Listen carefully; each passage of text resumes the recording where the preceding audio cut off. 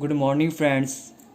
आज ਤੁਹਾਨੂੰ job costing ਬਾਰੇ ਦੱਸਿਆ ਜਾਊਗਾ ਵੀ ਜੌਬ ਕੋਸਟਿੰਗ ਹੁੰਦੀ ਕੀ ਹੈ। Job costing is that form of specific order costing.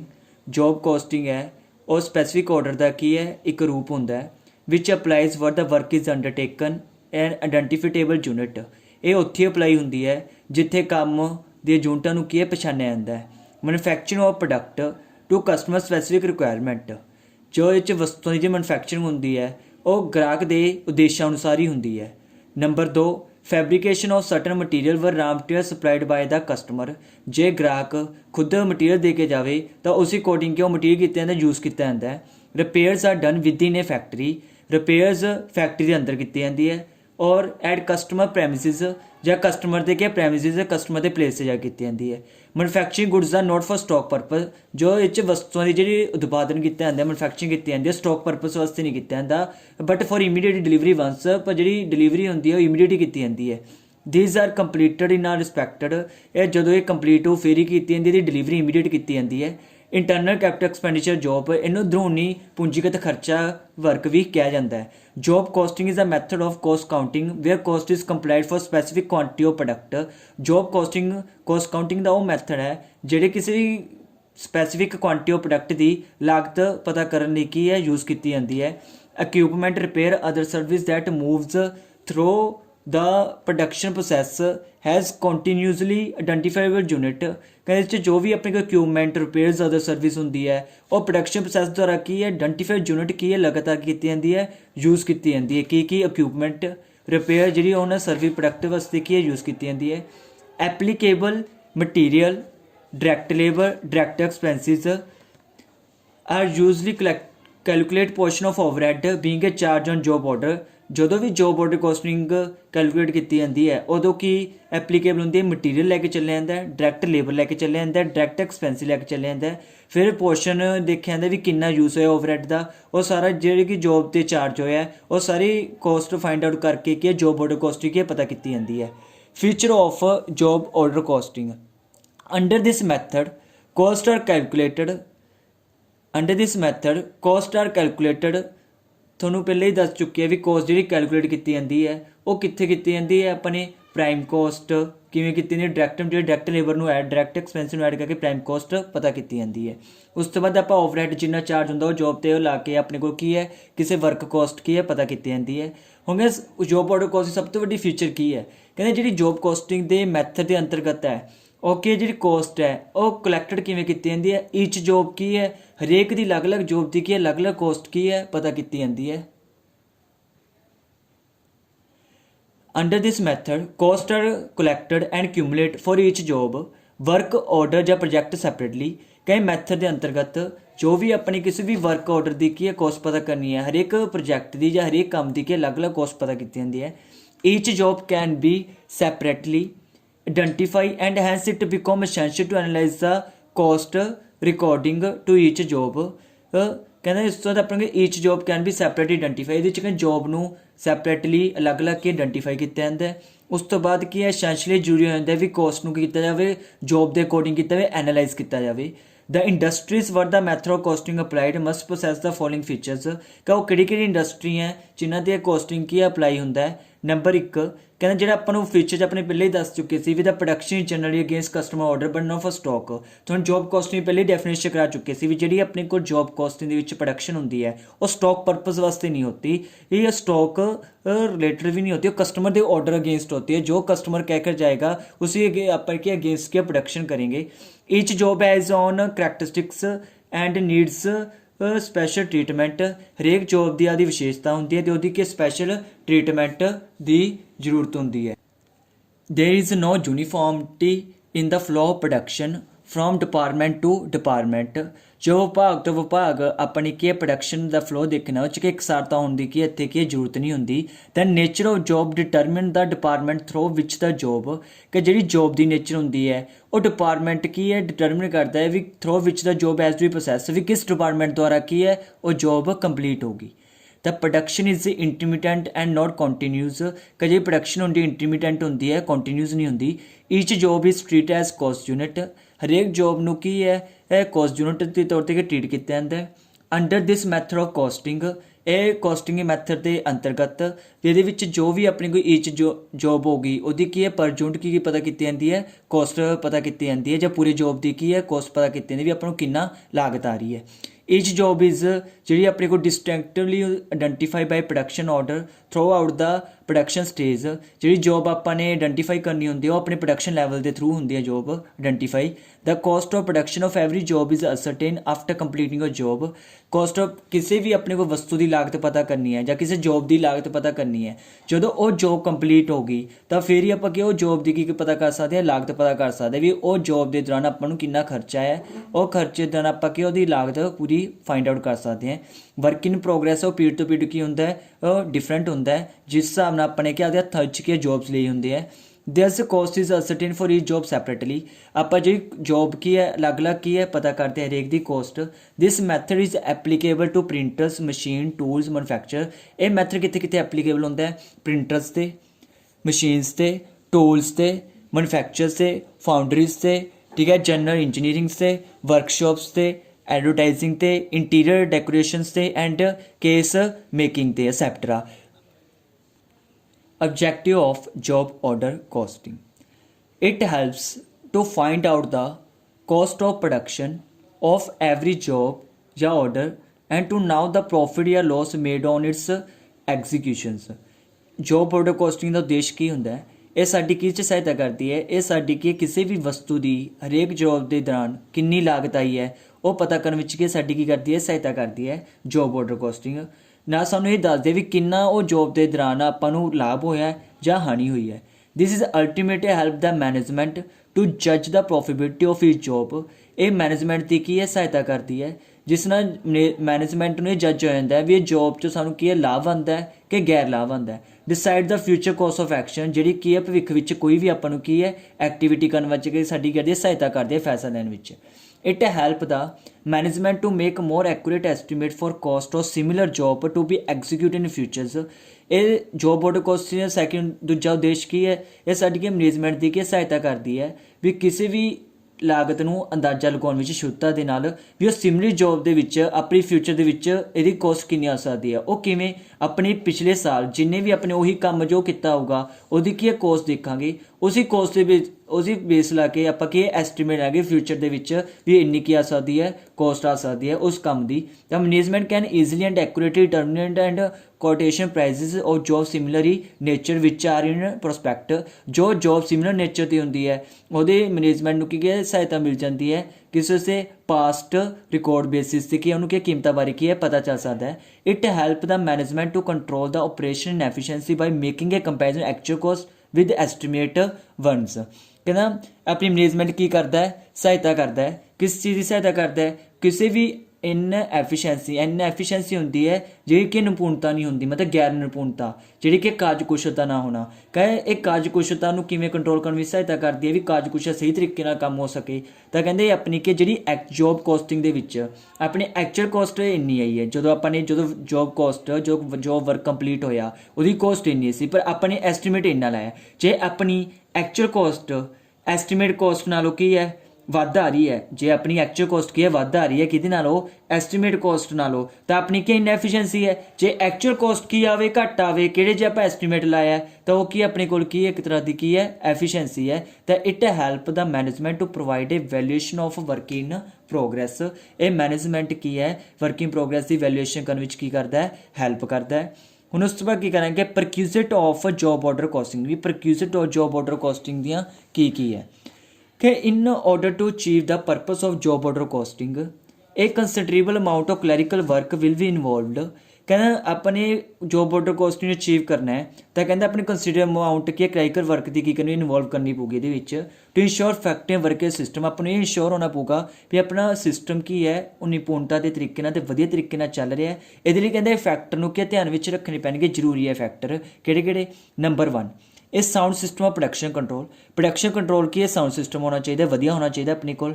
ਕੰਪਰੈਂਸਿਵ work ਡਾਕੂਮੈਂਟੇਸ਼ਨਸ ਵੀ ਜਿਹੜੀ ਆਪਣੇ ਕੋਲ ਕੰਪਰੈਂਸਿਵ ਵਰਕ ਹੁੰਦੀ ਹੈ ਉਹ ਡਾਕੂਮੈਂਟੇਸ਼ਨ ਹੋਣੀ ਚਾਹੀਦੀ ਹੈ। ਕੀ ਕੁਛ ਇਹਦੇ ਵਿੱਚ ਇੰਕਲੂਡ ਹੋਣਾ ਚਾਹੀਦਾ, ਵਰਕ ਆਰਡਰ ਜਾਂ operation ticket, bill of material acquisition, jig and tools requisition, ਵੀ ਆਪਣੇ ਜਿਹੜਾ ਵੀ ਕੰਮ ਕਰਨਾ ਉਹਨੂੰ ਲਿਖਤੀ ਰੂਪ ਵਿੱਚ ਸਾਰਾ ਕੀ ਹੈ ਲੈਣਾ ਚਾਹੀਦਾ, ਵੀ ਕਿੰਨਾ ਆਪਣੇ ਬਿੱਲ ਮਟੀਰੀਅਲ ਆਇਆ, ਕਿੰਨੀ ਆਪਣੀ ਟਿਕਟਸ ਵਗੈਰਾ, ਕਿੰਨੀ ਆਪਣੇ ਕੋਲ ਮਟੀਰੀਅਲ ਐਕੁਜੀਸ਼ਨ ਸਲਿੱਪ ਮੰਗ ਪੱਤਰ ਹੈ, ਉਹ ਸਾਰੀ ਚੀਜ਼ਾਂ ਆਪਣੇ ਕੋਲ ਹੋਣੀਆਂ ਚਾਹੀਦੀਆਂ।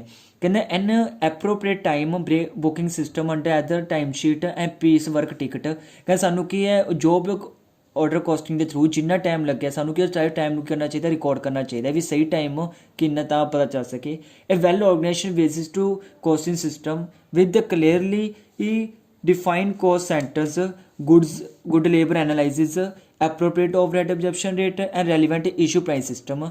ਕਿ ਜਿਹੜੀ ਆਪਣੇ ਕੋਲ ਇੱਕ ਵੈਲ ਆਰਗੇਨਾਈਜ਼ ਬੇਸਿਸ ਹੁੰਦਾ ਆਪਣੇ ਕੋਲ ਕੋਈ ਸਿਸਟਮ, ਉਹੀ ਵਧੀਆ ਹੁੰਦਾ ਹੈ ਜਿਹਦੇ ਕੋਲ ਕੀ ਹੈ ਵਧੀਆ ਤਰੀਕੇ ਨਾਲ ਕੀ ਹੋਣਗੇ ਕੋਸਟ ਸੈਂਟਰ ਹੋਣਗੇ। ਕੋਸਟ ਸੈਂਟਰ ਦਾ ਉਦੇਸ਼ ਕੀ ਹੁੰਦਾ, ਆਦੀ ਕੋਸਟ ਕੀ ਕਰਨਾ ਹੁੰਦਾ, ਕੰਟਰੋਲ ਕਰਨਾ ਹੁੰਦਾ।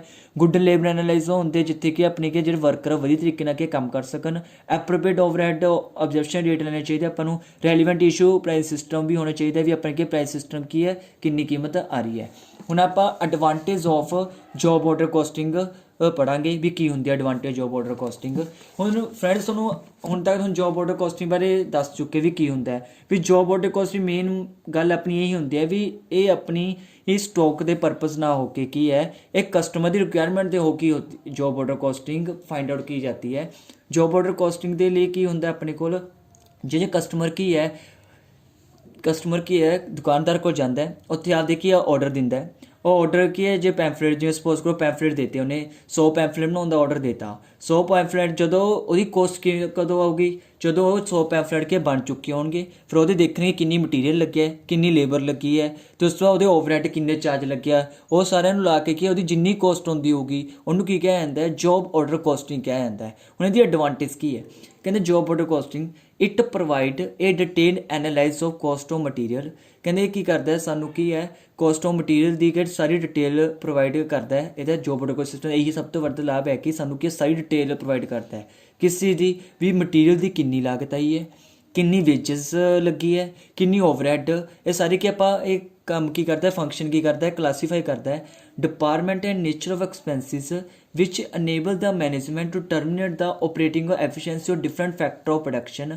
ਕਹਿੰਦਾ ਉਸ ਤੋਂ ਬਾਅਦ ਜਿਹੜੇ ਆਪਣੇ ਡਿਪਾਰਟਮੈਂਟ ਹੁੰਦੇ ਆ ਐਕਸਪੈਂਸਿਸ ਹੁੰਦੇ ਆ ਉਹ ਕੀ ਕਰਦੇ ਟਰਮੀਨੇਟ ਕਰਦੇ ਆ ਵੀ ਉਹ ਐਫੀਸ਼ੀਐਂਸੀ ਦੇਖਦੇ ਆ ਵੀ ਕਿਸੇ ਮਦਦ ਨਾਲ ਅਲੱਗ-ਅਲੱਗ ਫੈਕਟਰ ਆਫ ਪ੍ਰੋਡਕਸ਼ਨ ਦੀ ਮਦਦ ਨਾਲ, ਪ੍ਰੋਡਕਸ਼ਨ ਸੈਂਟਰ ਦੀ ਮਦਦ ਨਾਲ ਅਤੇ ਫੰਕਸ਼ਨਲ ਯੂਨਿਟ ਦੀ ਮਦਦ ਨਾਲ it records cost more accurately and facility cost control by comparing actual with estimate. ਕਹਿੰਦੇ ਜਿਹੜੀ ਇਹ 'ਚ ਲਾਗਤਾਂ ਨੂੰ ਕਿ ਪੂਰੀ ਸ਼ੁੱਧਤਾ ਨਾਲ ਕੀ ਕੀਤਾ ਜਾਂਦਾ ਰਿਕਾਰਡ ਕੀਤਾ ਜਾਂਦਾ ਅਤੇ ਉਹਦੇ 'ਤੇ ਕੀ ਕੀਤਾ ਜਾਂਦਾ ਨਿਯੰਤਰਣ ਕੀਤਾ ਜਾਂਦਾ। ਕਿਵੇਂ, ਹੁਣ ਆਪਾਂ ਨੂੰ ਪਤਾ ਹੈ ਇੱਕ ਤਾਂ ਐਸਟੀਮੇਟ ਅੰਦਾਜ਼ਾ ਕੋਸਟ ਲਗਾਈ ਹੁੰਦੀ ਹੈ, ਇੱਕ ਐਕਚੁਅਲ ਕੋਸਟ। ਜੇ ਆਪਣੇ ਕੋਲ ਐਕਚੁਅਲ ਕੋਸਟ ਕੀ ਹੈ ਵੱਧ ਆ ਰਹੀ ਹੈ, ਜਦੋਂ ਮੰਨ ਲਓ ਐਗਜ਼ਾਮਪਲ ਸਪੋਜ਼ ਕਰੋ ਆਪਾਂ ਨੇ ਅੰਦਾਜ਼ਾ ਲਗਾਇਆ ਵੀ ਇੱਕ ਜੋਬ ਨੂੰ ਕੰਪਲੀਟ ਹੋਣ 'ਤੇ 10,000 ਰੁਪਇਆ ਲੱਗੂਗਾ, ਪਰ ਅਸਲ ਵਿੱਚ ਐਕਚੁਅਲ ਕੋਸਟ 12,000 ਆਈ ਹੈ। ਉਹ ਐਕਚੁਅਲ ਕੋਸਟ ਕੀ ਆਈ ਹੈ 12,000। ਹੁਣ ਉੱਥੇ ਦੇਖਾਂਗੇ 2,000 ਵੱਧ ਕਿਉਂ ਆਈ, ਉਹ 2,000 ਵੱਧ ਹੋਣ 'ਤੇ ਆਪਾਂ ਕੀ ਹੈ ਦੇਖਾਂਗੇ ਕੀ ਇਨਐਫੀਸ਼ੀਐਂਸੀ ਰਹਿ ਗਈ ਜਾਂ ਵੇਜਸ ਵੀ ਜ਼ਿਆਦਾ ਕਿ ਲੇਬਰ ਦੇ ਵਿੱਚ ਵੇਸਟੇਜ ਤਾਂ ਨਹੀਂ ਜ਼ਿਆਦਾ ਹੋਈ। ਤਾਂ ਉਹ ਸਾਰੀ ਚੀਜ਼ਾਂ ਕਿ ਆਪਾਂ ਨੂੰ ਕੀ ਫਾइंड आउट ਕਰਨ ਵਿੱਚ ਕੀ ਕਰਦੀ ਹੈ ਆਪਣੀ ਜੋਬ ਆਰਡਰ ਕੋਸਟਿੰਗ ਦੀ ਸਹਾਇਤਾ ਕਰਦੀ ਹੈ। Third, it enables the management to ascertain which of the job are more profitable than the others which are less profitable and which are incurring losses। ਕਹਿੰਦੇ ਮੈਨੇਜਮੈਂਟ ਦੀ ਕੀ ਹੈ ਉਹਨੂੰ ਇਹ ਜਿਹੀ ਕਾਬਲੀਅਤ ਬਣਾਉਂਦੀ ਹੈ ਜੋਬ ਆਰਡਰ ਕੋਸਟ ਸਿਸਟਮ ਵੀ ਸਾਨੂੰ ਇਹ ਪਤਾ ਚੱਲ ਜਾਂਦਾ ਵੀ ਕਿਹੜੀ ਜੋਬ ਸਾਡੇ ਕੀ ਫਾਇਦੇਮੰਦ ਹੈ ਅਦਰ ਜੋਬਸ ਦੇ ਨਾਲ। ਜਿਹੜੀ ਲੈਸ ਪ੍ਰੋਫਿਟੇਬਲ ਹੋਊਗੀ ਜੀ ਲੈਸ ਪ੍ਰੋਫਿਟੇਬਲ ਉਹੀ ਹੁੰਦੀ ਜਿਸ 'ਚ ਕੀ ਲੋਸ ਜ਼ਿਆਦਾ ਹੋਊਗਾ, ਤਾਂ ਇਸ ਕਰਕੇ ਕੀ ਹੈ ਉਹਨੂੰ ਕੀ ਹੈ ਉਹ ਜੋਬ ਨੂੰ ਕੀ ਹੈ ਨਹੀਂ ਲਿਆ ਜਾਂਦਾ, ਸਿਰਫ ਉਹੀ ਜੋਬ ਲਈ ਜਾਂਦੀ ਹੈ ਜਿਸ 'ਚ ਕਿ ਆਪਣੀ ਕੋਈ ਜ਼ਿਆਦਾ ਕੀਤੀ ਜਾਂਦੀ ਹੈ ਆਪਾਂ ਨੂੰ ਕੀ ਲਾਭ ਦਿੰਦੀਆਂ ਹੋਣ। It provide a basis for estimate the cost of similar job. ਕਹਿੰਦੇ ਕੀ ਕਰਦਾ ਆਪਾਂ ਨੂੰ ਆਧਾਰ ਪ੍ਰਦਾਨ ਕਰਦਾ ਹੈ ਜਿਹੜੀ ਸਿਮਿਲਰ ਜੋਬ ਦੇ ਲਈ ਕੀ ਅੰਦਾਜ਼ਾ ਲਗਾਉਣ ਵਿੱਚ ਹੈਲਪ ਕਰਦਾ। ਕਿਵੇਂ, ਆਪਣੇ ਫਿਊਚਰ ਦੇ ਵਿੱਚ ਕੋਈ ਕਸਟਮਰ ਆ ਜਾਂਦਾ ਹੈ ਉਹਨੂੰ ਆਪਾਂ ਅੰਦਾਜ਼ਾ ਲਗਾ ਕੇ ਦੱਸ ਦਿੰਦੇ ਹਾਂ ਵੀ ਇਹ ਤੁਸੀਂ 100 ਪੈਂਫਲੇਟ ਬਣਾਉਣਾ ਹੈ ਤੁਹਾਨੂੰ ਇੰਨੀ ਕੋਸਟ ਪੈ ਸਕਦੀ ਹੈ। ਆਪਾਂ ਕੀ ਪਿਛਲੇ ਪਾਸ ਰਿਕਾਰਡ ਦੇਖ ਕੇ ਕੀ ਹੈ ਕਿਉਂਕਿ ਪਿਛਲੇ ਸਾਲ ਆਪਣੇ 100 ਪੈਂਫਲੇਟ ਕਿਸੇ ਦਾ ਆਰਡਰ ਆਇਆ ਹੋਊਗਾ ਆਪਣੇ ਬਣਾਇਆ ਉਹ ਪਾਸ ਰਿਕਾਰਡ ਦੇਖ ਕੇ ਆਪਾਂ ਕੀ ਹੈ ਉਹਨੂੰ ਕੀ ਹੈ ਫਿਊਚਰ ਦੇ ਵਿੱਚ ਉਹਦਾ ਕੀ ਦੱਸ ਸਕਦੇ ਹਾਂ ਆਪਾਂ ਰੇਟ ਦੱਸ ਸਕਦੇ ਹਾਂ। ਕਹਿੰਦਾ it provide a basis for estimate cost of similar job taken up in future and this help in future production planning. ਇਹ ਕੀ ਕਰਦਾ ਆਪਣੇ ਫਿਊਚਰ ਪ੍ਰੋਡਕਸ਼ਨ ਪਲੈਨਿੰਗ ਵਿੱਚ ਕੀ ਕਰਦਾ ਆਪਣੀ ਸਹਾਇਤਾ ਕਰਦਾ ਹੈ। Determination of pre determined overhead rate in job costing. ਕਹਿੰਦੇ ਕੀ ਕਰਦਾ ਹੈ, ਆਪਣੀ ਡਿਟਰਮੀਨੇਸ਼ਨ ਕੀ ਕਰਦਾ ਹੈ, ਨਿਰਧਾਰਿਤ ਕਰਦਾ ਹੈ ਓਵਰਹੈਡ ਰੇਟਾਂ ਨੂੰ, ਵੀ ਕਿੰਨੇ ਕਿੰਨੇ ਆਪਣੇ ਜੋਬ ਕੋਸਟਿੰਗ ਤੇ ਕੀ ਓਵਰਹੈਡ ਰੇਟ ਲਾਉਣਾ ਹੈ। ਜਿੰਨੀ ਉਹ ਜੋਬ ਕੋਸਟਿੰਗ ਕੰਪਲੀਟ ਕਰਨ ਦੀ ਆਪਣੇ ਓਵਰਹੈਡ ਚਾਰਜ ਕੀਤੇ ਆ, ਉਨੀ ਆਪਣੇ ਕੀ ਓਵਰਹੈਡ ਨੂੰ ਕੀ ਕਰਨਾ ਹੈ, ਚਾਰਜ ਕਰਨਾ ਹੈ। ਇਹ ਬਜਟੀ control of overhead with all its advantage, ਕਹਿੰਦੇ ਇਹਦੀ ਬਜਟੀ ਕੰਟਰੋਲ ਵੀ ਕਰਦੀ ਹੈ, ਆਪਣੀ ਸਿਸਟਮ ਦੀ ਕੀ ਕਰਦੀ ਹੈ, ਸਹਾਇਤਾ ਕਰਦੀ ਹੈ। Identification spoilers and defective with respective production orders, and department may enable the management to take effective step in reducing these to minimum। Job order कोई सब तो बड़ा फायदामंद ये है कि सानू किसी चीज़ की स्पॉयलेज जो कोई लीकेज हो रही है या कोई डिफेक्टिव है ਉਹਦੇ ਬਾਰੇ ਕੀ ਸਾਨੂੰ ਕੀ ਕਰਦੀ ਹੈ, ਪਛਾਣਨ 'ਚ ਕੀ ਕਰਦਾ, ਹੈਲਪ ਕਰਦੀ ਹੈ ਪ੍ਰੋਡਕਸ਼ਨ ਆਰਡਰ ਦੇ ਦੌਰਾਨ। ਤਾਂ ਕਹਿੰਦੇ ਮੈਨੇਜਮੈਂਟ ਨੂੰ ਇੰਨੀ ਕਾਬਿਲਤ ਹੋ ਜਾਂਦੀ ਹੈ, ਇੰਨੀ ਸਹਾਇਤਾ ਮਿਲ ਜਾਂਦੀ ਹੈ ਕਿ ਉਹ ਕਿ ਵਧੀਆ ਸਟੈਪ ਚੁੱਕਦਾ ਹੈ ਇਹਨਾਂ ਨੂੰ ਸਪੋਇਲੇਜ ਤੇ ਡਿਫੈਕਟਿਵ ਨੂੰ ਘਟਾਉਣ ਦੇ ਲਈ। ਤਾਂ detail cost record of past year can be use for statistical purpose in determination trend of cost of different type of jobs and there relative efficiency. कि ਜਿਹੜੀ ਆਪਣੇ ਕੋਲ ਕੋਸਟ ਰਿਕਾਰਡ ਡਿਟੇਲ ਹੁੰਦੀ ਹੈ ਪਾਸਟ ਪਿਛਲੇ ਸਾਲਾਂ ਦੀ, ਉਹ ਆਪਾਂ ਕਿਉਂ ਅੰਕੜਾ ਵਿਗਿਆਨ ਦੇ ਵਿੱਚ ਕਿਉਂ ਯੂਜ਼ ਕਰਦੇ, ਸਟੈਟਿਸਟਿਕਲ ਪਰਪਸ ਅਸੀਂ ਕਿਉਂ ਯੂਜ਼ ਕਰਦੇ ਆ, ਤਾਂ ਜੋ ਆਪਾਂ ਨੂੰ ਕੋਸਟਾਂ ਦੀ ਕੀ ਟ੍ਰੈਂਡ ਪਤਾ ਚੱਲ ਸਕੇ ਵੀ ਆਪਣੇ ਡਿਫਰੈਂਟ ਟਾਈਪ ਆਫ ਜੋਬ ਦੇ ਦੌਰਾਨ ਆਪਾਂ ਨੂੰ ਕੀ ਕਿੰਨੀ ਕੋਸਟ ਆਈ ਸੀ, ਤੇ ਇਸ ਕਰਕੇ ਉਹਨਾਂ ਦੀ ਕੀ ਆਪਾਂ ਐਫੀਸ਼ੀਐਂਸੀ ਕੀ ਕਰ ਸਕੀਏ, ਮੈਜ਼ਰ ਕਰ ਸਕੀਏ। ਕਿ it is useful in quotation cost plus contract. Job order cost system ਉੱਥੇ ਵੀ ਯੂਜ਼ਫੁਲ ਹੈ ਜਿੱਥੇ ਕਿ ਕੋਸਟ ਪਲਸ ਕੰਟਰੈਕਟ ਕੀ ਹੈ, ਯੂਜ਼ ਹੁੰਦਾ ਹੈ। ਕੋਸਟ ਪਲਸ ਕੰਟਰੈਕਟ ਉਹ ਕੰਟਰੈਕਟ ਹੁੰਦਾ ਹੈ ਜਿੱਥੇ ਕੀ ਹੈ ਕਿਸੇ ਵੀ ਚੀਜ਼ ਦੇ ਕੰਟਰੈਕਟ ਦੀ ਕੋਸਟ ਕੀ ਆਦਾ ਪ੍ਰੋਫਿਟ ਦਾ ਕਿ ਕੁਝ ਹਿੱਸਾ ਕੀ ਹੈ ਆਲਰੇਡੀ ਉਹਦੇ ਵਿੱਚ ਕੀ ਜੋੜ ਦਿੱਤਾ ਜਾਂਦਾ ਹੈ, ਇਸ ਕਰਕੇ ਉਹਨੂੰ ਕੋਸਟ ਪਲਸ ਕੰਟਰੈਕਟ ਕਹਿੰਦਾ ਹੈ। ਇਸ ਕਰਕੇ ਜੋਬ ਆਰਡਰ ਕੋਸਟ ਸਿਸਟਮ ਕੀ ਉੱਥੇ ਕੀ ਕਰਦੇ, ਕੋਟੇਸ਼ਨ ਦੇ ਵਿੱਚ ਕੀ ਕਰਦੇ, ਯੂਜ਼ਫੁਲ ਹੁੰਦੀ ਹੈ। ਹੁਣ disadvantage of job order costing, it involves ਇਹ great deal of clerical work in recording daily cost of material. ਕਿ ਸਭ ਤੋਂ ਵੱਡੀ ਕਮੀ ਹੈ ਕਿ ਇਹਨੂੰ ਸਾਰਾ ਕੀ ਹੈ, ਹੱਥੀਂ ਲਿਖਤੀ ਨਾਲ ਸਾਰੀ ਚੀਜ਼ਾਂ ਕੀ ਰਿਕਾਰਡ ਕਰਨੀ ਪੈਂਦੀ ਹੈ ਕਲੈਰੀਕਲ ਵਰਕ ਨੂੰ। ਸਾਰੇ ਦੇਖਣੇ ਵੀ ਕਿੰਨਾ ਮਟੀਰੀਅਲ ਇਸ਼ੂ ਕਰਤਾ, ਕਿੰਨੀ ਵੇਜਸ ਆਈ ਹੈ, ਕਿੰਨੀ ਓਵਰਹੈਡ ਆਈ ਹੈ, ਹਰੇਕ ਜੋਬ ਦੀ ਵਰਕ ਵਿੱਚ adds to the cost of cost counting, ਜਿਹੜੀ ਕਿ ਕੋਸਟ ਕਾਊਂਟਿੰਗ ਦੇ ਵਿੱਚ ਕੀ ਕਰਨੀ ਪੈਂਦੀ ਹੈ, ਐਡ ਕਰਨੀ ਪੈਂਦੀ ਹੈ। ਕਿ ਮਹਿੰਗਾ ਮੈਥਡ ਵਰਤਿਆ ਜਾਂਦਾ ਹੈ, ਇਹ ਮਹਿੰਗਾ ਹੁੰਦਾ ਹੈ। ਕਹਿੰਦਾ number 2 the scope of committing mistake is enough is the cost of one job. ਕਹਿੰਦਾ ਜਿਹੜੀ ਸਕੋਪ ਆਫ ਕਮਿਟਿੰਗ ਹੁੰਦੀ ਹੈ ਮਿਸਟੇਕ, ਕਹਿੰਦਾ ਜੇ ਸਪੋਜ਼ ਕਰੋ ਆਪਣੀ ਇੱਕ ਜੋਬ ਦੀ ਕੋਸਟ ਕੇ ਦੂਜੇ ਜੋਬ ਦੇ ਵਿੱਚ ਟ੍ਰਾਂਸਫਰ ਹੋ ਜਾਏ, ਉੱਥੇ ਕੀ ਜੋਬ ਦੀ ਕੋਸਟ ਕੇ ਰੋਂਗਲੀ ਫਾਈਂਡ ਆਊਟ ਹੋ ਜਾਂਦੀ ਹੈ, ਜਿਸ ਕਰਕੇ ਕਿ ਆਪਾਂ ਨੂੰ ਸਹੀ ਲਾਗਤ ਬਾਰੇ ਕੀ ਹੈ ਪਤਾ ਨਹੀਂ ਚੱਲਦਾ ਵੀ ਇੱਕ ਜੋਬ ਦੀ ਕੋਸਟ ਦੂਜੀ ਜੋਬ ਕੋਸਟ 'ਚ ਕੀ ਕਰ ਸਕਦੀ ਹੈ, ਟ੍ਰਾਂਸਫਰ ਹੋ ਸਕਦੀ ਹੈ। ਇੱਥੇ ਸਭ ਤੋਂ ਵੱਡੀ ਇਹ ਕਮੀ ਆ ਜਾਂਦੀ ਹੈ। Number 3 cost comparison among different job become difficultly especially when drastic change take place। ਕਿ ਕੋਸਟ ਕੰਪੈਰੀਜ਼ਨ ਕਦੋਂ ਹੁੰਦੀ ਹੈ, ਜੋ ਆਪਾਂ ਕੀ ਅਲੱਗ-ਅਲੱਗ ਜੋਬ ਕੀ ਹੈ ਕਰਦੇ ਆਪਾਂ ਕੀ ਹੈ ਕੰਪੈਰੀਜ਼ਨ ਕਰਦੇ ਹਾਂ ਅਲੱਗ-ਅਲੱਗ ਕੋਸਟ ਕੰਪੈਰੀਜ਼ਨ ਦਾ, ਤਾਂ ਕਹਿੰਦਾ ਤਾਂ ਡਿਫੀਕਲਟ ਹੋ ਜਾਂਦੀ ਹੈ ਵੀ ਇਹਨੂੰ ਡਰਾਸਟਿਕ ਚੇਂਜ ਟੇਕ ਪਲੇਸ, ਵੀ ਆਪਾਂ ਨੂੰ ਉਹ ਪਲੇਸ ਅਕੋਰਡਿੰਗ ਕਰਨੀ ਪੈਣਗੇ, ਚੇਂਜਸ ਕਰਨੇ ਪੈਣਗੀਆਂ। Determination of overhead may involve busting of overhead expenses. ਕਿ ਜਿਹੜੀ ਆਪਣੇ ਓਵਰਹੈਡ ਨਿਰਧਾਰਿਤ ਕਰਨੇ ਪੈਂਦੇ ਆ, ਆਪਾਂ ਨੂੰ ਕੀ ਇਨਵੋਲਵ ਕਰਨੇ ਪੈਂਦੇ ਆ, ਬਜਟ ਦੇ ਓਵਰਹੈਡ ਐਕਸਪੈਂਸ ਇਨਵੋਲਵ ਕਰਨੇ ਪੈਂਦੇ ਆ। ਉਸੇ ਬੇਸਿਸ ਦੀ ਆਪਾਂ ਨੂੰ ਕੀ ਕਰਨੀ ਪੈਂਦੀ, ਉਹਨਾਂ ਦੀ ਅਪੋਰਸ਼ਨਮੈਂਟ ਕਰਨੀ ਪੈਂਦੀ, ਆਬਜੈਕਸ਼ਨ ਕਰਨੇ ਪੈਂਦੇ ਆ। ਜੇ ਕਹਿੰਦਾ ਇਹ ਤਦ ਹੀ ਸੰਭਵ ਹੈ ਜੇ ਬਜਟ ਕੀ ਹੋਊਗਾ, ਕੰਪਲੀਟ ਹੋਊਗਾ, ਜੇ ਅਦਰਵਾਈਜ਼ ਜੇ ਬਜਟ ਕੰਪਲੀਟ ਨਾ ਹੋਵੇ ਤਾਂ ਇਹਦਾ ਕੀ ਕੋਈ ਮਹੱਤਵਪੂਰਨ ਨਹੀਂ ਹੁੰਦਾ। Extended to material labour expenses advantage a considerably reduce. ਤਾਂ ਕਹਿੰਦਾ ਬਜਟ ਕੰਟਰੋਲ ਦੀ ਮਦਦ ਨਾਲ ਇੱਕ ਆਪਾਂ ਨੂੰ ਇਹ ਲਾਭ ਜ਼ਰੂਰ ਮਿਲ ਜਾਂਦਾ ਵੀ ਆਪਾਂ ਨੂੰ ਕੀ ਚੀਜ਼ਾਂ ਦੀ ਕੀ ਆਪਾਂ ਕਿਸ ਚੀਜ਼ ਦੀ ਕੀ ਹੈ ਲਾਗਤ ਘਟਾ ਸਕਦੇ ਹਾਂ। ਪਰ ਇੱਥੇ ਆਪਾਂ ਕੀ ਪੜ੍ਹਿਆ, ਡਿਸਐਡਵਾਂਟੇਜ ਪੜ੍ਹਿਆ। ਜੇ ਆਪਣਾ ਬਜਟ ਕੰਪਲੀਟ ਹੋਊ, ਆਪਣੀ ਮਿੱਥੇ ਆਊਗਾ ਵੀ ਬਜਟ ਦੇ ਵਿੱਚ ਇੰਨਾ ਖਰਚਾ ਲਿਆ, ਸਪੋਜ਼ ਕਰੋ ਮੈਨੇ ਕਹਿਤਾ ਵੀ ਬਜਟ ਦੇ ਵਿੱਚ ਇਹਦੀ ਜੋਬ ਬੋਡੀ ਕੋਸਟਿੰਗ ਕੀ ਹੈ 10,000 ਰੁਪਇਆ ਮਿੱਥੀ ਹੈ, ਜੋ ਜੋਬ ਬੋਡੀ ਕੋਸਟਿੰਗ 12,000 ਆ ਗਈ, ਆਪਾਂ ਦੇਖਾਂਗੇ 2,000 ਵੱਧ ਕੇ ਹੋਈ, ਆਪਾਂ ਬਜਟ ਦਾ ਕੀ ਕਰ ਸਕਦੇ ਹਾਂ, ਐਕਚੁਅਲ ਨਾਲ ਕੀ ਕਰ ਸਕਦੇ ਹਾਂ, ਕੰਪੈਰੀਜ਼ਨ ਕਰ ਸਕਦੇ ਹਾਂ। The job cost is historical costing which ascertain the cost of job ਜਾਂ product after it has been manufactured। job costing ਨੂੰ ਇਤਿਹਾਸਿਕ ਲਾਗਤ ਕਿਉਂ ਕਿਹਾ ਜਾਂਦਾ ਹੈ, job costing ਇਤਿਹਾਸਿਕ ਲਾਗਤ ਕਿਉਂ ਕਿਹਾ ਜਾਂਦਾ, ਇਹ ਤਦ ਕਿਹਾ ਜਾਂਦਾ ਹੈ ਕਿਉਂਕਿ ਆਪਾਂ ਨੂੰ ਪਤਾ ਹੈ job costing ਕਦੋਂ ਫਾਈਂਡ ਆਊਟ ਕੀਤੀ ਜਾਂਦੀ, ਜਦੋਂ ਉਹ ਜੋਬ ਕੀ ਕੰਪਲੀਟ ਹੋ ਗਈ, ਜਦੋਂ ਜੋਬ ਕੰਪਲੀਟ ਹੋ ਗਈ ਉਸ ਤੋਂ ਬਾਅਦ ਹੀ ਕੋਸਟ ਕੀਤੀ ਜਾਂਦੀ, ਫਾਈਂਡ ਆਊਟ ਕੀਤੀ ਜਾਂਦੀ। ਇਸ ਕਰਕੇ ਇਹਨੂੰ ਕਿਹੜੀ ਕੋਸਟਿੰਗ ਕਹਿੰਦੇ, ਹਿਸਟੋਰੀਕਲ ਕੋਸਟ ਕਿਹਾ ਜਾਂਦਾ ਹੈ। ਇਹ ਕਹਿੰਦਾ ਕੰਟਰੋਲ ਕਰਨ ਵਿੱਚ ਆਪਣੀ ਕੀ ਹੈ, ਇਹ ਹੈਲਪ ਨਹੀਂ ਕਰਦੀ, ਜਿਹੜੀ ਹੁੰਦੀ ਹੈ ਹਿਸਟੋਰੀਕਲ ਕੋਸਟ। ਇਹ ਤੱਦੀ ਜੇ ਕਹਿੰਦਾ ਆਪਣੇ ਕੋਲ ਸਟੈਂਡਰਡ ਐਸਟੀਮੇਟ ਕੋਸਟ ਨਾ ਹੋਵੇ ਤਾਂ ਜਿਹੜਾ ਹਿਸਟੋਰੀਕਲ ਕੋਸਟ ਕੀ ਹੈ ਆਪਣੀ ਕੀ ਹੈ ਕੰਟਰੋਲ ਕਰਨ ਵਿੱਚ ਕੀ ਨਹੀਂ ਕਰੂਗੀ, ਸਹਾਇਤਾ ਨਹੀਂ ਕਰੂਗੀ। ਇੱਥੋਂ ਤੱਕ ਕੀ ਜੋਬ ਆਰਡਰ ਕੋਸਟ ਕੀ ਹੈ ਕੰਪਲੀਟ ਹੋ ਗਿਆ। ਹੁਣ ਇੱਥੇ ਦੁਬਾਰਾ ਹੁਣ ਤੁਹਾਨੂੰ ਮੇਨ ਟੌਪਿਕ ਦੇ ਉੱਤੇ ਮੇਨ ਚੀਜ਼ ਬਾਰੇ ਦੱਸ ਦਈਏ ਵੀ ਕੀ ਚੀਜ਼ ਹੈ, ਵੀ ਤੁਹਾਨੂੰ ਰਿਵਾਈਜ਼ ਕਰਾ ਦਈਏ ਵੀ ਕੀ ਹੁੰਦਾ ਹੈ। ਜੋਬ ਆਰਡਰ ਕੋਸਟਿੰਗ ਤੁਹਾਨੂੰ ਦੱਸ ਦਿੱਤਾ ਸੀ ਵੀ ਕੀ ਹੁੰਦਾ, ਵੀ ਜੋਬ ਆਰਡਰ ਕੋਸਟਿੰਗ ਉਹ ਕੋਸਟਿੰਗ ਹੁੰਦੀ ਹੈ ਵੀ ਜਿਹੜੀ ਕਿ ਕਸਟਮਰ ਦੇ ਉਦੇਸ਼ ਅਨੁਸਾਰ ਹੀ ਕੀਤੀ ਜਾਂਦੀ ਹੈ। ਇਹ ਜੋ ਵੀ ਆਪਾਂ ਨੇ ਕੋਈ ਮੈਨੂਫੈਕਚਰਿੰਗ ਕਰਨੀ ਹੁੰਦੀ ਹੈ, ਜਦੋਂ ਕਸਟਮਰ ਆਊਗਾ ਆਪਣੇ ਕੋਲ ਉਹਦੇ ਅਕੋਰਡਿੰਗ ਕੀ ਹੈ ਜੋ ਆਪਾਂ ਨੂੰ ਉਹ ਰਿਕੁਆਇਰਮੈਂਟ ਕਰੂਗਾ ਜਾਂ ਜਿਸ ਤਰ੍ਹਾਂ ਡਿਜ਼ਾਈਨ ਨਾਲ ਆਪਾਂ ਕੀ ਉਹ ਤਿਆਰ ਕਰਨਾ ਹੈ। ਇਸੇ ਤਰ੍ਹਾਂ ਕਿ ਜੋਬ ਆਰਡਰ ਕੋਸਟਿੰਗ ਕੀ ਹੈ ਫਾइंड आउट। ਫੀਚਰ 'ਚ ਤੁਹਾਨੂੰ ਦੱਸੇ ਸੀ ਵੀ ਜਿਹੜੇ ਇਹਦੇ ਵਿੱਚ ਜੇ job order cost stock purpose ਨਾ ਹੋ ਕੇ ਕਸਟਮਰ ਦੇ ਰਿਕੁਆਇਰਮੈਂਟ ਦੇ ਅਕੋਰਡਿੰਗ ਹੁੰਦੀ ਹੈ, ਚਾਹੇ ਕਿ ਇਹਦੇ ਲਈ ਕਿ ਜਿਵੇਂ ਜਿਵੇਂ ਕਸਟਮਰ ਕਹੂਗਾ ਉਵੇਂ ਉਵੇਂ ਕੀ ਹੈ ਟ੍ਰੀਟਮੈਂਟ ਹੋਊਗੀ। ਓਬਜੈਕਟਿਵ 'ਚ ਇਹਦਾ ਮੁੱਖ ਉਦੇਸ਼ ਕੀ ਆਪਾਂ ਨੇ ਦੇਖਣਾ ਹੁੰਦਾ ਵੀ ਇਹ ਆਪਾਂ ਨੂੰ ਕਿੰਨਾ ਪ੍ਰੋਫਿਟ ਹੋਇਆ ਕਿੰਨਾ ਲੋਸ ਹੋਇਆ, ਉਹ ਕਿਵੇਂ ਪਤਾ ਚੱਲਦਾ ਆਪਾਂ ਨੂੰ ਵੀ ਜੇ ਆਪਾਂ ਐਸਟੀਮੇਟ ਕੋਸਟ ਕੀ ਐਕਚੁਅਲ ਕੋਸਟ ਨਾਲ ਕੀ ਕੰਪੈਰੀਜ਼ਨ ਕਰਾਂਗੇ। ਐਸਟੀਮੇਟ ਕੋਸਟ ਜਦੋਂ ਐਕਚੁਅਲ ਕੋਸਟ ਦੀ ਕੰਪੈਰੀਜ਼ਨ ਕਰਕੇ ਦੇਖਾਂਗੇ ਵੀ ਕਿੱਥੇ ਇਨਐਫੀਸ਼ੀਐਂਸੀ ਹੈ ਉੱਥੇ ਕੀ ਕਰ ਸਕਦੇ ਆਪਾਂ ਕੰਟਰੋਲ ਕਰ ਸਕਦੇ ਹਾਂ। ਪ੍ਰਕਿਊਜ਼ਿਟ ਹੁੰਦੇ ਵੀ ਜੋਬ ਆਰਡਰ ਕੋਸਟ ਲਈ ਕਿਹੜੇ ਸਿਸਟਮ ਆਪਣੀ ਵਧੀਆ ਸਿਸਟਮ ਹੋਣਾ ਚਾਹੀਦਾ ਹੈ, ਠੀਕ ਹੈ। ਆਪਣੇ ਕੋਲ ਕੀ ਹੈ ਵਧੀਆ ਸਾਰੇ ਬਿੱਲ ਵਗੈਰਾ ਅਵੇਲੇਬਲ ਹੋਣੇ ਚਾਹੀਦੇ ਹੈ ਕਿਸੇ ਚੀਜ਼ ਦੀ ਕੋਸਟ ਫਾਈਂਡ ਆਊਟ ਕਰਨ ਲਈ। ਆਪਣੇ ਕੀ ਸਾਰੇ ਟਾਈਮ ਕੀ ਕੀਤਾ ਹੋਣਾ ਚਾਹੀਦਾ, ਰਿਕਾਰਡ ਕੀਤਾ ਹੋਣਾ ਚਾਹੀਦਾ ਹੈ। ਐਡਵਾਂਟੇਜ ਜੋਬ ਆਰਡਰ ਕੋਸਟ ਦਾ ਸਭ ਤੋਂ ਵੱਡਾ ਲਾਭ ਕੀ ਹੈ ਕੋਸਟ ਪਲੱਸ ਕੰਟੈਕਟ ਵਿੱਚ ਕੀ ਕਰਦੀ ਹੈ ਆਪਣੀ ਹੈਲਪ, ਕੋਟੇਸ਼ਨ ਕਰਨ ਵਿੱਚ ਕੀ ਕਰਦੀ ਹੈ ਹੈਲਪ ਕਰਦੀ ਹੈ। ਇਹ ਆਪਾਂ ਨੂੰ ਐਫੀਸ਼ੀਐਂਸੀ ਬਾਰੇ बताती है भी कि जॉब ऑर्डर कॉस्टिंग ਦੇ ਵੀ ਕਿਹੜਾ ਜੋਬ ਕੋਸਟਿੰਗ ਆਪਣੇ ਲਈ ਕਿ ਫਾਇਦੇਮੰਦ ਹੈ। ਪ੍ਰੋਫਿਟੇਬਲ ਬਾਰੇ ਦੱਸਦੀ ਹੈ, ਲੈਸ ਪ੍ਰੋਫਿਟੇਬਲ ਬਾਰੇ ਦੱਸਦੀ ਵੀ ਕਿਹੜੀ ਜੋਬ ਕੋਸਟਿੰਗ ਆਪਣੇ ਲਈ ਲੈਸ ਪ੍ਰੋਫਿਟੇਬਲ ਦੇਊਗੀ ਅਤੇ ਕਿਹੜੀ ਕੀ ਜ਼ਿਆਦਾ ਪ੍ਰੋਫਿਟੇਬਲ ਦੇਊਗੀ। ਫਿਰ ਡਿਸਐਡਵਾਂਟੇਜ ਸੀ ਵੀ ਇਹ 'ਚ ਕਲੈਰੀਕਲ ਵਰਕ ਜ਼ਿਆਦਾ ਹੁੰਦਾ ਹੈ ਕਿਉਂਕਿ ਹਰੇਕ ਚੀਜ਼ ਆਪਾਂ ਨੂੰ ਕੀ ਰਿਕਾਰਡ ਕਰਨੀ ਪੈਂਦੀ ਹੈ। ਈਚ ਜੋਬ ਦੀ ਕੀ ਆਪਣੀ ਮਟੀਰੀਅਲ ਰਿਕਾਰਡ ਕਰਨਾ ਪੈਂਦਾ ਹੈ, ਵੇਜਸ ਰਿਕਾਰਡ ਕਰਨੀ ਪੈਂਦੀ ਹੈ। ਕਲੈਰੀਕਲ ਵਰਕ ਜ਼ਿਆਦਾ ਹੋਣ ਕਰਕੇ ਕੀ ਹੈ ਇਹ ਮਹਿੰਗੀ ਪੈ ਜਾਂਦੀ ਹੈ ਵਿਧੀ। ਦੂਜੇ ਪੁਆਇੰਟਸ ਕੀ ਸੀ ਆਪਣੇ ਕੋਲ ਡਿਸਐਡਵਾਂਟੇਜ 'ਚ ਵੀ ਆਪਾਂ ਨੂੰ ਪਤਾ ਹੈ ਕਈ ਵਾਰ ਕੀ ਹੁੰਦੀ ਹੈ ਇੱਕ ਜੋਬ ਦੀ ਕੋਸਟ ਕੀ ਹੈ ਦੂਜੇ ਜੋਬ 'ਚ ਗਲਤੀ ਨਾਲ ਕੀ ਹੋ ਸਕਦੀ ਹੈ ਟਰਾਂਸਫਰ ਹੋ ਸਕਦੀ ਹੈ ਕਲੈਰੀਕਲ ਤੋਂ, ਜਿਸ ਕਰਕੇ ਕੀ ਹੈ ਉਹ ਜੋਬ ਦੀ ਕੋਸਟ ਕੀ ਹੈ ਜ਼ਿਆਦਾ ਹੋ ਸਕਦੀ ਹੈ, ਕਿਸੇ ਦੀ ਕੀ ਹੋ ਸਕਦੀ ਹੈ ਘੱਟ ਹੋ ਸਕਦੀ ਹੈ, ਜਿਸ ਕਰਕੇ ਸਭ ਤੋਂ ਵੱਡੀ ਕੀ ਹੈ ਡਿਸਐਡਵਾਂਟੇਜ ਹੈ। ਸੋ ਫਰੈਂਡਸ ਅੱਜ ਆਪਾਂ ਨੇ ਇੱਥੋਂ ਤੱਕ ਹੀ ਟੌਪਿਕ ਕਰਨਾ ਸੀ। ਹੁਣ ਜੋ ਆਪਣੇ ਕੋਲ numerical work job order costing ਦਾ ਉਹ ਆਪਾਂ ਕੀ ਹੈ ਨੈਕਸਟ ਵੀਡੀਓ 'ਚ ਕਰਾਂਗੇ। ਅਤੇ please thank you and thank you. So thank you friends, ਵੱਧ ਤੋਂ ਵੱਧ ਚੈਨਲ ਨੂੰ ਸਬਸਕ੍ਰਾਈਬ ਕਰੋ, ਲਾਈਕ ਕਰੋ ਅਤੇ ਬੈਲ ਆਈਕਨ ਬਟਨ 'ਤੇ ਕੀ ਕਲਿੱਕ ਕਰੋ। ਤੁਹਾਨੂੰ ਸਮੇਂ 'ਤੇ ਕੀ ਹੈ ਤੁਹਾਨੂੰ ਨੋਟੀਫਿਕੇਸ਼ਨ ਆਈ ਜਾਣਗੇ ਜਿਹੜੀ ਵੀਡੀਓ ਕੀ ਅਪਲੋਡ ਕੀਤੀ ਜਾਣਗੀਆਂ। ਤੁਹਾਨੂੰ ਕੀ ਹੈ ਕੋਸਟਿੰਗ ਬਾਰੇ ਮੈਨੇਜਮੈਂਟ ਬਾਰੇ ਵੀ ਸਾਰੀ ਕੀ ਵੀਡੀਓ ਅਪਲੋਡ ਕੀਤੀ ਜਾਊ, ਮੈਥ ਬਾਰੇ ਵੀ ਕੀ ਹੈ ਤੁਹਾਨੂੰ ਮੈਥਮੈਟਿਕਸ 'ਚ ਮੈਟ੍ਰਿਕਸ ਵਗੈਰਾ ਸਾਰੇ ਕਮਰਸ ਨਾਲ ਰਿਲੇਟਡ ਜੋ ਸਬਜੈਕਟ ਹੋਣਗੇ ਸਾਰੇ ਤੁਹਾਡੇ ਕੀ ਹੈ ਇਹ ਇਸ YouTube ਚੈਨਲ ਪਾਸ ਕੋਚਿੰਗ ਸੈਂਟਰ ਪਰ ਕੀ ਹੈ ਤੁਹਾਨੂੰ ਕੀ ਅਪਲੋਡ ਕੀਤਾ ਜਾਊ। Thank for you.